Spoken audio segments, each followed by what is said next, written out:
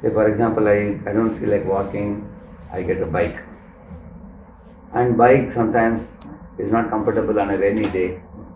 Then you invent a car naturally. Then when you're going in the car, you get bored down. Then you insert a recorder so you can hear the music or something. Sometimes the car gets hot, then you close the windows and put on AC in the car. Correct, no? So sometimes people want to watch a movie in the car, so they have a TV also. Except the driver, others can see that. In India, they have a TV screen for those sitting behind. So just now I was giving one example for you, or commuting from place to place. Initially, they want to mitigate the suffering of walking, and after some time, you will see they want to make things more and more comfortable. So two things man tries to do. One is alleviate the suffering and increase the comfort in everything we do. Correct. For example, if a person is extremely hungry and is starving to death, so the immediate thing he will want is some food. Correct, no? Please give me whatever you have. I want to put something. But after he gets some food, then he will want something more tastier. Correct, no? Then he will ask, okay, show me the menu, what all you have. Whether can I try this or try that. So both the things one tries. In Sanskrit, this is called as Atyantika Dukkha Nivritti, it's called. And Dukkha Nivritti means you want to get rid of suffering. And Atyantika Sukha Pravritti means you want to expand your happiness. So you ask any student, how much suffering you want? You want this much or this much? Anybody will say we want zero suffering.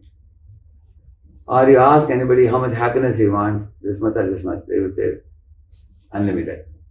But some intelligent students like all of you I have seen, they say that unless life is a mixture of happiness and suffering, life would be boring.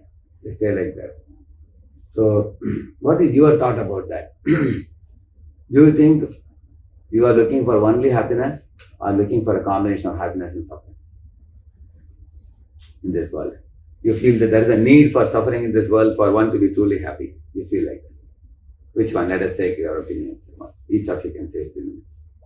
Okay. Yeah.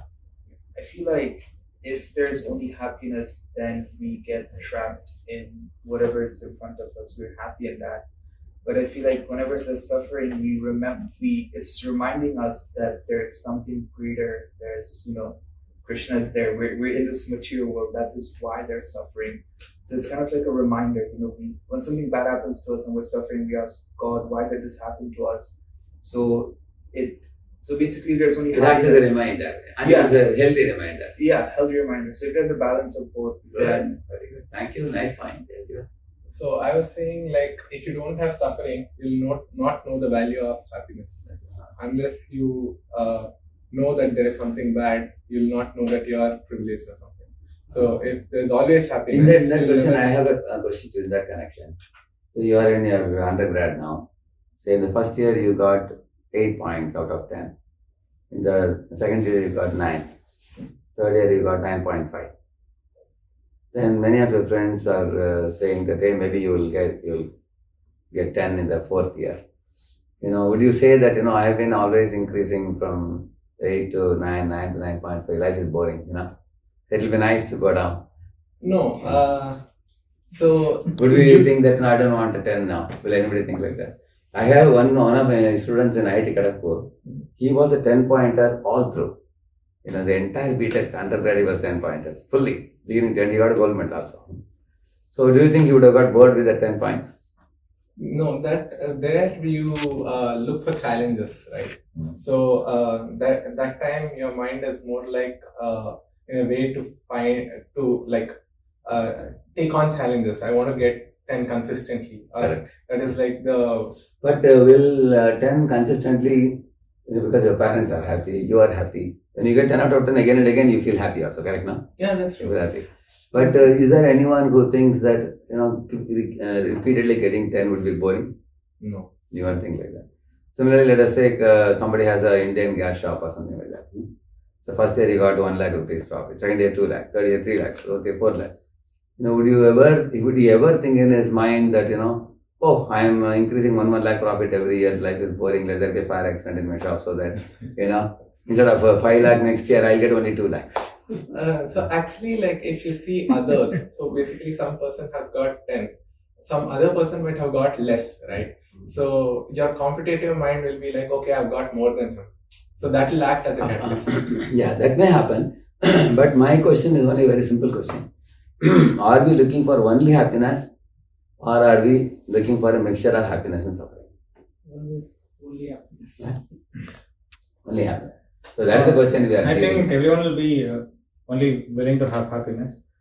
There is an element of pain, but then if it's taken like within a mental framework, then it will become suffering. So if you're not conscious enough to handle the situation wisely, we get into suffering because of the attachment. And Correct. And we know what is suffering, we all have experience. And we know what is happiness. But what is something that your heart longs for generally? Happiness. So there are 10 symptoms of the presence of the soul in a human body. So one of the first symptoms I told you now, that all living creatures are aiming at happiness. You will see that. And not just happiness, increasing happiness. They want increase. They don't want suffering at all. But in this world, we see there's a mixture. There's happiness and suffering. So we learn to live with it. We know that, okay, body has to get old, body has to get diseases, body has to die. So we just adjust. Like if somebody gets a white hair, they just put a hair dye. Or somebody gets wrinkles in the body, looks ugly, they put a facelift or something like that. Somebody lost all the teeth, they get a teeth set and put it. There's a patchwork they do. But actually, if he's given a chance, would you like to use a plastic teeth set or the real teeth you would like to have forever? What do you think they will say? Yeah, right now. So suffering is not what people look for, but if it comes, they try to adjust. Like that. So happiness is one thing you are looking for. Another thing you will see we are looking for is always knowledge. That's why you go to schools, you go to colleges. You will see that. Like you will see, you keep a plant in a dark room. When the window is open, it goes towards the light. That experiment was done by Radheshyamdas. Like they say, Tamasoma Jyotirgamaya. So we all want to come out of ignorance and into the field of knowledge. Why? Because ignorance also is associated with pain, and it is also associated with fear also. For example, in a dark room, you are afraid maybe there may be a snake, or there may be a, some, scorpion or something like that. When you switch on the lights, you have no more fear, because you can clearly see things as they are. You can see it like that. So right from childhood, you will see, we go to school and we gradually want to expand our knowledge. And we would like to be people who are well informed about things. Say, for example, yesterday, if United States Prime Minister changed yesterday, in case. And today your friends are coming and talking. And casually you took the name of the old Prime Minister, for example. They will ridicule you. You don't know who is the recent president of US, you don't know. So none of us would like to be seen as ignorant. Do you agree? Correct, no? Is there any one of you here who feels that everybody else is laughing at you, that you are ignorant, and you feel that I am happy to be ignorant? Nobody will be like that. We want to be most informed about the latest things happening in the world. So in that sense, we keep abreast of the things, not only in the political situation, but also in your own fields also, like your computer science. What is happening in AI yesterday, if it is coming in the paper or in the news, you will be aware of it, what's happening, correct or not? Isn't it? So we are looking for increasing our knowledge to the degree where we are practically all-knowing. We want to know everything. And we want happiness also increasing. We want knowledge also increasing. Another thing you will see, in this world, none of us want to die, because if there is any object that threatens our survival, we definitely develop fear. You will see that, for example, take a catapult and aim at a bird, the bird will fly away. Pick up a stone and show it to a dog will run away. You will see that. Every creature wants to protect itself. You will see that. Similarly, imagine if somebody is in a flight or in a train, there's an announcement that is going to be some bomb going to explode. We are even told to leave the bags and run outside. You won't pick up any bag, because for you bag is secondary, life is primary. protecting our lives primarily. So that is a very strong desire. In Sanskrit, it is called as Jivitasha. Jivitasha means desire to survive, desire to live. Not only you want to live, you also want your near and dear ones to live also. Like imagine if there is right now in Ukraine, for example, Ukraine and Russia war, these guys are throwing bombs in the housing colonies. And many people are going underground and trying to protect themselves. So naturally, mother, father, son, wife and children, they all try to closely remain with one another and they don't want to see any of them die. Correct, no? That means you want to protect yourself, you want to protect your near and dear ones. And if you seriously think about how long you want to live, will anybody specify age? Somebody says, I want to live till 60. Will anybody say like that? How long you want to live? Think about it. Yes? Forever. Huh? Forever. Yeah. Forever. Whatever. What do you all think? Until I have my abilities well enough to function. So let us assume that after 80, our body undergoes multiple organ failure, for example. At that time, none of us will want to live. Why? Because old people also say that let my body die as soon as possible. Why? Because they want happiness. That fulfills the first equation. Correct, no? Even what to speak of him, even those who commit suicide also. Why they commit suicide? Why they commit suicide? Because they think once I curtail this suffering, that's the end of suffering, they think. Correct, no? That means the goal of suicide is happiness, which fulfills the first equation. I told you, first equation is what? We want unlimitedly happy. So if somebody says, you are saying that we want to live, I don't want to live, I want to die, then we fulfill the first equation. Because by dying you think you will be happy, but actually it is in ignorance you think you will be happy, because by dying one becomes a ghost the next life. But he is imagining that he is going to be happy, correct, no? So these three formula you will see, we want to be unlimitedly happy, we want to be unlimitedly knowledgeable, and we never want to die. All creatures want to protect themselves and want to protect their near and dear ones. These three are called as Satchidananda. The living future is Sat, happiness future is Ananda, and the knowledge future is Chit. Apart from that, another difference that makes the Jada and Chetan different is, you will see that the Jada cannot reproduce, whereas the Chetan reproduces. Like you see, for example, a man and a woman, male and female, come together and they produce a baby, or even a dog and a she-dog, or even the trees and plants. You see that all living bodies in this world, whether they are aquatics, whether they are flying in the sky, or walking on the land, all living creatures reproduce. But the machines don't reproduce. Like you never find your truck and a bus coming together and producing a Maruti or something like that. You don't find that. Machines don't reproduce. Living bodies reproduce. That's another main difference between the living body and dead body. And another visible difference you can observe, Jada and Chetan, is you see the living bodies grow. Like you look at your own body now, you are a young boy now. Your same body was a small baby some time ago. You might have seen your photos of your childhood. Mother must have preserved. So you see it was such a small body. Then it grew up. Now it has become so. Some of you are even taller than your father also. Correct, no? Any of you are taller than your father? Yeah. Correct, no? So in this way our body has grown now. Whereas this will not grow. The matter undergoes only one change. It just undergoes depreciation. Million years if this remains here, you will find it turning into powder. That's all. Whereas the living bodies, they grow like this and then they again undergo dwindling. You will see that. Birth, growth, production of byproducts, maintenance, dwindling and death. These 6 changes happen in the living body. Take any living body. Take the body of a dog or a cat or an insect or a tree. All of them undergo 6 changes. Whereas dead matter undergoes only 1 change. Okay, how many I have told till now? 5 I have told. Right now. And another important difference, the living bodies have consciousness, which the dead bodies don't have. Imagine if this fellow had consciousness, he would shout at me, hey, you're sitting on my head. He would say like that, isn't it? This has no consciousness. Now some intelligent boys, they say, how do you know it does not have consciousness? Maybe it has consciousness. Probably you are imagining that it has no consciousness. Then you go to college, these boys argue like that. Now again, then the next point is, what is the symptom of consciousness? Like if somebody has consciousness, like if we all are wearing sweater, for example, you are wearing socks, for example, we are covering our head and everything.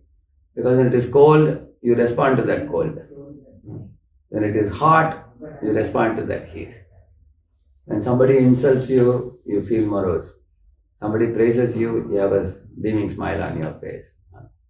Somebody gives you gulab jamun, you have a eureka experience. Wow, it's very nice, isn't it?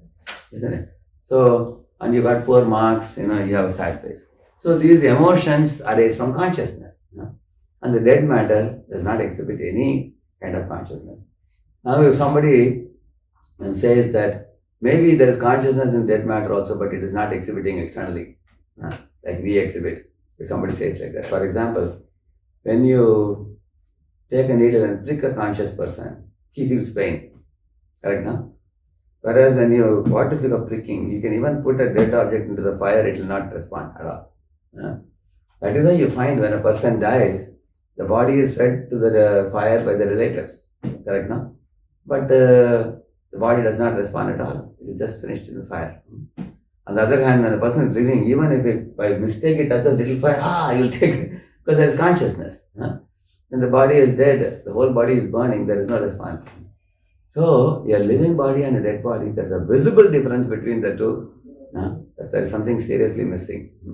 And that missing living spark element is what is the presence of the soul. So that is consciousness. So, and besides that, you will also see that the living body has intentionality. In MIT Boston, in the field of AI, they have done a lot of development, and recently they have come up with a robo of a soldier. All the movements, neck movements are there, shoulder movements are there, elbow movements, even this movement, even finger movements also. And the hip movements also, they have made rotating like this. They have made leg, knee, wrist, everything complete. And I saw one of the videos where they are showing the robo can run, and then if the slope is like this, you can keep the leg like this also. And if you give them steps, he can recognize the steps and can jump down like this and go. So when American leaders heard about that, they said in future wars in America, we will only send robots. We will not send human beings because we can save lives. Correct now? We can save our soldiers, and robot can go even in the jungle also. Even lion and tiger are there, you have no problem. And the robot can go inside fire also. You have no worry. So in this way, they were thinking we will make millions of robots and keep it there. And we will have war with robots. The neighborhood country will bring human beings and they will die. And we will send robots to the battle. But one very important point came to consideration.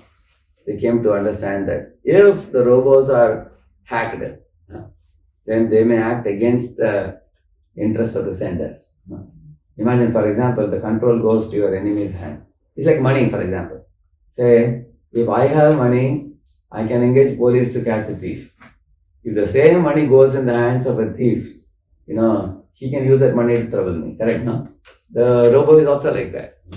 So, what is the essential difference between a living human being and a robot? Think about it. You all can say some differences, what you feel. Because nowadays they have even given faces also, masks also they are given for the robot right now. One lady, what is her name? Sophia, and what is the man's name? Other fellow. And one man is also there. Yeah, there's one man and one. They have made two robots. And the robot can move the eyebrows. Isn't they made like that and they smile? Because they are going to use these robots as guest receptionists also. They are going to use welcoming. Good morning. Please come. And all that they will do. So they in airport also slowly they have started reducing the manpower nowadays. They have started introducing robots now. And many of the people are being laid off because the robots are slowly substituting. Of course, earlier the robots are doing routine type of things now. Now it can even study the market scanning and all it can do. Certain things, analysis things also it can do. So now what is the difference between such a robot and a human being? Think about it. Yes. Yeah? Is robot as good as human being? What way is it different? Yeah? Computationally, yes, but it doesn't. Let's say it doesn't have the emotional intelligence yet. Yes. And It can externally smile, they can program it to smile, they can program it to move the eyebrows, they can program it to show the signs of, It doesn't have consciousness. it does not have consciousness. That's a main point. What do you feel about that? Yeah, it has no awareness of its existence. And another interesting thing we'll find now, right now, a few minutes ago, I told you, a robo has no loyalty. It is loyalty to the person who controls it. Correct now? Like in case of Pakistan soldier, for example, Indian soldier goes to Pakistan, is caught by the Pakistani people. And before they try to get secrets out of his mouth, he will immediately take a cyanide. On the spot, he will die. He will die, but he won't release the secrets about India. Why? Because he knows that I am an Indian soldier. He has that sense of belonging to the Indian army. Whereas robo has no sense of belonging to anybody. Because there's no awareness. It has no intentionality. If you have the control, or if somebody else hacks it, it goes into their hands. Even YouTube nowadays, they're hacking, correct? No? YouTubes and websites and they're hacking now. Then it's similar to that only. A robo is as similar as a YouTube hacking or it is just a dead entity, dead thing, which is programmed by man. So instead of calling it artificial intelligence, you can call it as borrowed intelligence. Why? Because borrowed intelligence. Yeah, because in my college days, you had an expert system for automobile. It would do this troubleshooting. But how did we prepare this expert system package? We called a dozen automobile specialists. Each of them is having diverse talents. And we put all diverse talents together and then put it in the shell. Ready-made shell is available. Expert system, we put it. After that, the machine will ask anybody, you want to repair the car? Check the spark plug, check the combustion chamber, check the wheels. And then, but whatever ideas it is supplying you, it's all borrowed intelligence. Correct or not? Correct, no? It's just a combination of multiple people's intelligence. So in case you're playing chess with a computer, say a computer defeats you, that means the intelligence supplied to the computer is from the head of a chess champion whose intelligence is better than yours. That's all. Not that the computer is more intelligent. You agree? Because they have supplied input to the computer which is of a superior, finer idea than the idea that we are using for the chess movement. Not that the computer will become intelligent or something. It's a borrowed intelligence. So now one is it's borrowed intelligence. It has no awareness. It has no consciousness. And another important thing, a robo is made by man and is used by a man for ultimately satisfying the purpose of a man. You will see that. So let's take a Tesla car, for example. Say you have an automatic car, people say.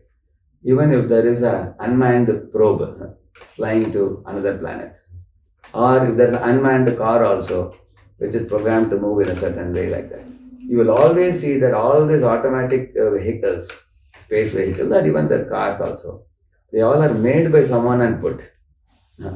And they also work for fulfilling the interest of that person. 5 minutes. And they also will not function without being triggered by someone. Like you all have seen this drone camera flying, correct now? Any child would see this, say, wow, it's like a drone flying on its own. It's not flying on its own. Someone is controlling it. Similarly, like nowadays they put this robo of a dog to go and meet a really lively dog. You've seen that? They show some videos, you've seen that. This machine like that, it goes and comes when the dog is like scared. Who is this fellow? So they are operating it. Somebody is remotely operating it. Correct? A machine in this world will not start operating on its own. It is always started by a living person. You will see that. So therefore, this is one very fundamental understanding of life. You will see that wherever there is life, it is superior. Wherever there is matter, it is inferior. Because spirit can manipulate matter to fulfill the spirit's interest. For example, I have manipulated matter and made this sofa to sit comfortably. Correct? No? Now I am manipulating the temperature in the room to make the environment comfortable for me. So living persons can manipulate matter, whereas matter is inferior and it is dead, it has no consciousness, it has no awareness, and it is simply, therefore if you see our modern day education has extensively studied about the matter that exists in this world, 120 or whatever Mendeley's periodic table elements are there. We study the characteristics and properties of those elements, how to use them, what is silicon property and everything. Now we are using that matter to make life a bit more comfortable. Correct, no? But is that the ultimate goal of life, if you ask this question? Like Bhagavad Gita says, adjusting with the suffering of this world is not the ultimate goal of life. For example, in this world you see that whatever sufferings we are undergoing, we are trying to adjust and live in this world. But irreversibly you will find the body takes us to old age, disease and death, ultimately. So, in Gita, Lord Krishna says, try to understand that you are living in this material world. That's a spiritual world. In these two planes, there is a big difference between these two. In this world, the formula is Jiva Jivasya Jivana. One living being is a food for another. Like, for example, a fly is eaten by a frog by a snake is eaten by an eagle, and the eagle is shot by a man, like that. So, one becomes a food for another. What do you call this cycle? Ecological cycle? Food chain. Food chain, yeah, food chain. It's like this, you will see. And it's not only with the animal kingdom or insect kingdom, bird kingdom. You also find amongst humans. There's Nokia company, it was swallowed by one company, bigger company, correct? Similarly, the WhatsApp was swallowed by Facebook, is it? Yeah. So you find that smaller companies are swallowed by bigger companies. You will find that. Similarly, smaller countries are attacked by bigger countries, like Russia is attacking now Ukraine. Ukraine is in trouble now, isn't it? You find mightier countries are attacking less mightier people. You can say, and they also sometimes take over also. And they loot the country and they make the people slaves and all that, you will see. So this world is, you will find, amongst living beings, there is always a kind of tussle in this world. Like a mosquito comes and sits here. And then by the time it sucks the blood, I go to beat it, it tries to escape. So therefore people have electric bats. Before mosquito can sit, they roast it. So human beings are a threat to the mosquitoes. And mosquitoes may cause malaria, so they are a threat to the humans. So the material world is characterized by envy and competition in this way for survival. I want to survive by causing trouble to somebody else. Like mosquito want to survive by causing trouble to me. And I want to survive by keeping away the mosquito so that I won't get malaria. So I just gave a small example. In the same manner, there is a big competition in this world. But Lord Krishna says in 15th chapter, this is material world, where the living beings are all roaming and suffering and everything. There is another plane, spiritual world. There the formula is not Jiva Jivasya Jivana. There the formula is Jiva Jinedo. Live, let live. So in that world, God is the center, and all living beings are pure, and everyone is fully effulgent and conscious, and they are respectful to one another, non-envious of one another. They love one another, keeping God in the center. They praise one another. Everybody thinks I am small, others are great. Nobody thinks I am great. And everybody is eager to serve the Lord. Here everybody wants to be served. There everybody wants to serve. Here everybody thinks I am big. In spiritual world everybody thinks I am small. Now in spiritual world everybody sees good qualities of everyone else. In this world everybody is in a mode of finding fault with one another. There no one is envious. In our school days our teacher once tied a balloon to our back, red color balloon, like apple balloon. To all of us she tied. And then she gave us all one needle. And she said, we are going to play a game, all of you wait. But before she could start the game, children started pricking. Pricking the balloon, pat, it's burst. The teacher asked, hey, who told you to prick? And the children were laughing and saying, madam, it was fun. Because you put the balloon on the back. So I would go to your friend and prick on his back. Back balloon, and then it would burst. And then teacher said, this is what I wanted to check. How many of you guys do this? She said, we all are eager to prick the ego of one another in this world. The material world is all about. Everybody wants to. So, and the spiritual world is just the opposite. Spiritual world is a place where everybody glorifies one another. Like that. So, Lord Krishna says, the spiritual world is like a mango tree which has mangoes. Material world is like an upside mango tree which has also mangoes, but that mango is called reflection mango. So, this mango is real mango. This mango is reflection mango. The reflection mango cannot be obtained. Even if you go inside the water, you hit your head only on the ground, you hit your head against stone, but you don't get the mango. Whereas in the real tree, you get the mango. So Krishna says, cut down this tree. Asanga Shastrena Dridena Chitva. He says, take the sword of knowledge of Gita and cut this upside down tree and go to the real tree, and there you will get attain unlimited happiness. You are hankering for happiness in this world, but happiness is always escaping your hands in this world.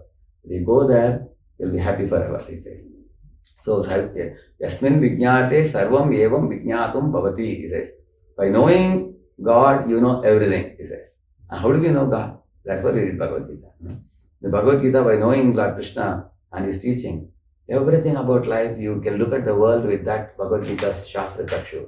Clearly, you get such a good clarity of what is matter, what is spirit, and who is the Ishvara, controller of both. It's called as matter, spirit, and controller of both. Those who know this knowledge about all the three, that person's knowledge is complete knowledge. So, I would say that you all are very blessed because this, your IIT, I saw it, is just the opposite, correct, no? And you just have to cross the road and walk down, that's all.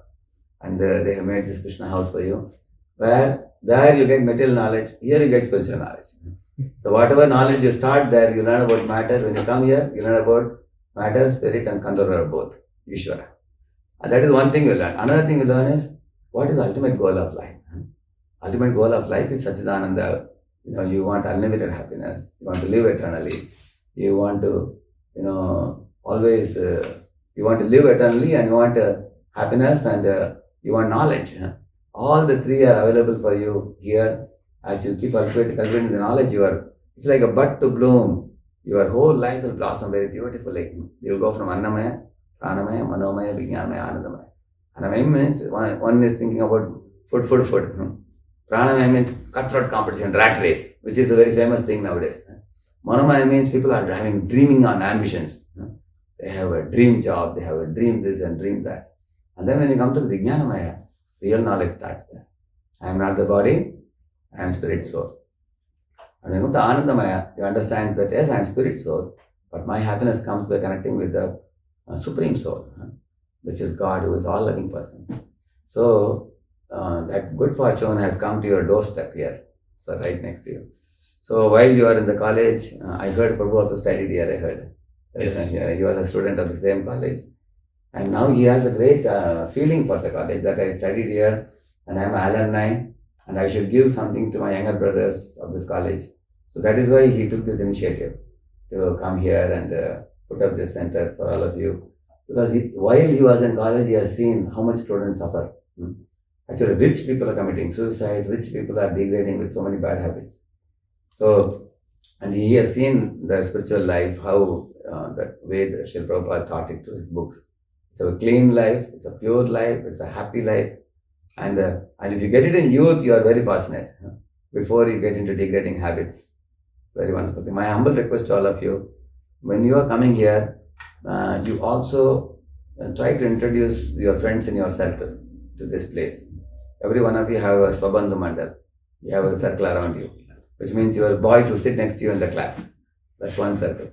And the boys who are staying in the hostel, with you in the same room or the neighborhood rooms. Right? And any of your blood relatives living in America, your boys. Because nowadays connecting doesn't necessarily mean physically you have to come, they can connect online also. If these people you connect here, you will do a very great service. Now, 3 of you have come today, which is very wonderful. In the same manner, if you connect, each of you connect about 3-4 people, then this group would become multiplied to 12. And they all are coming, taking the effort. Yesterday I met Ankit Prabhu. So Ankit Prabhu takes care of this place, I think, right? You stay here? Yeah. So if you bring more people, you would give the benefit of this knowledge to others also. And that is the greatest service. I believe you are all from India, I believe, correct, no? Yeah. Sri Prabhupada said those who are coming from India to America, Prabhupada said, America is giving you dollar notes. So you should give America spiritual knowledge. Because India's USP, unique selling point, is spiritual knowledge. Gulf means oil, everybody knows. Germany means machines. Switzerland means watches. Go to Japan means hardware, computer hardware. Similarly, Malaya Hills means rubber or sandalwood. India means spirituality. India is a spiritual capital. America is economic capital. So economic capital is giving you economy, is better, making your economy better. You make that spirituality better. That is a good exchange. That way you will be expressing your gratitude to America, which has given you good education, which is giving you the opportunity for a good job. And they are also like our brothers, Americans. Many of the Americans, I see, they are so good in their dealing. They are in a very cheerful mood always, whether you see them in airport, isn't it? They have a good day, bye-bye. They're very good people. So the good people should be made into spiritual people. Because if they become spiritual minded, they would attain the ultimate goal of life. Otherwise, Prabhupada told the Americans, anytime when you die, you may not be born in America again. Where you will be born again, that will depend on your karma, good and bad karma. So while in the college, you are in which year, all of you are? You are in which year?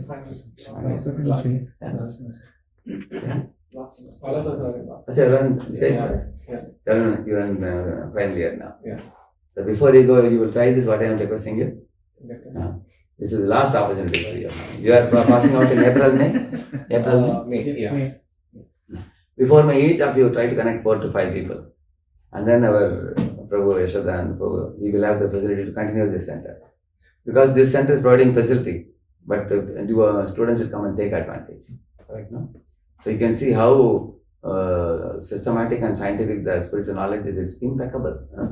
You will see that nobody can argue against it, because it's like, as much as the gravitational pull is a reality, the spiritual knowledge is reality like that. You will see that. Now it was for the next program now. Prasad, we have to take Prasad. Please take Prasad. Okay.